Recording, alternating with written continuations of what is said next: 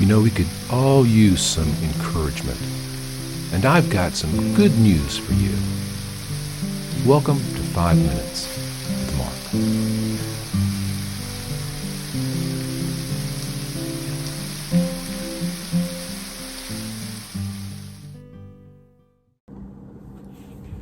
Welcome back to 5 Minutes with Mark. We're in the Gospel of Mark, chapter 9, picking up at verse 45.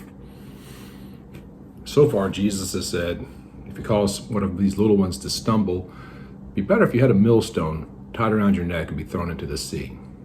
Then he said, if your hand causes you to sin, cut it off. He continues, and if your foot causes you to sin, cut it off. It is better for you to enter life lame rather than having 2 feet to be cast into hell, into the fire that shall never be quenched, where their worm does not die and the fire is not quenched. There's hell again. There's this idea of eternal consequence for our actions on earth. This time of life, Jesus says, it's better to be lame. It's better to struggle in life than to have an eternity separated from God in a place where you're continually tormented forever. And these are your options. You can live with God or you can live without Him forever. Eternal life is real. He says if your foot causes you to sin, and think about this. What do we do with our feet? We go places. The feet really, I think, represent our activities and our direction. What direction are you walking in?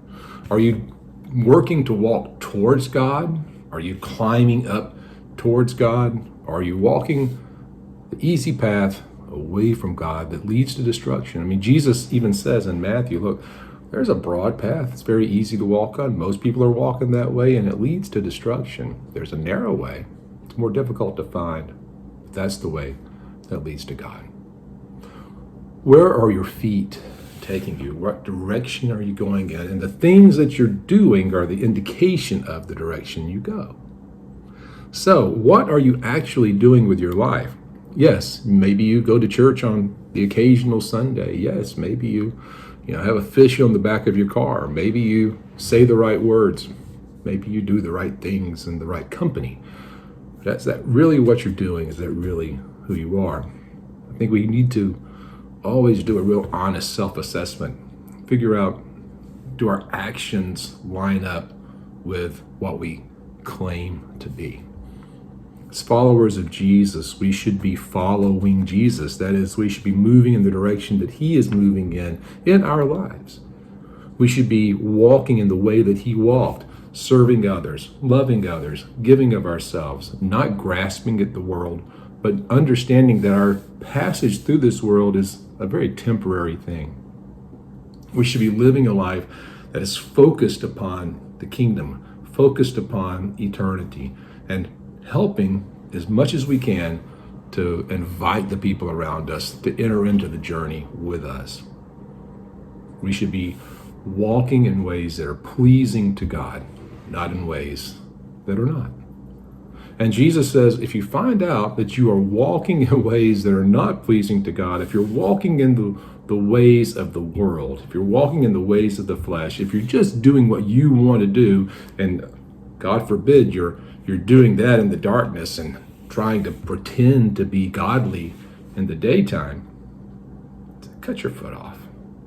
Take some radical actions. When you come to the realization that you're doing the wrong things and your direction is the wrong direction, he said, you have to take radical steps, extreme measures to correct that. Because it would be better to limp on one foot through life than to spend an eternity separated from the God who created you. Strong words. And He's not done. Back next time. I hope you're enjoying this Bible study, this quick devotion. If you'd like more content, you'd like to know more about me and see more of the things that I'm doing, check out my website, theeclecticmonk.com. There you'll find out about my video vlog, my podcast, and a whole lot of other stuff. Hope you'll join me there. Thanks.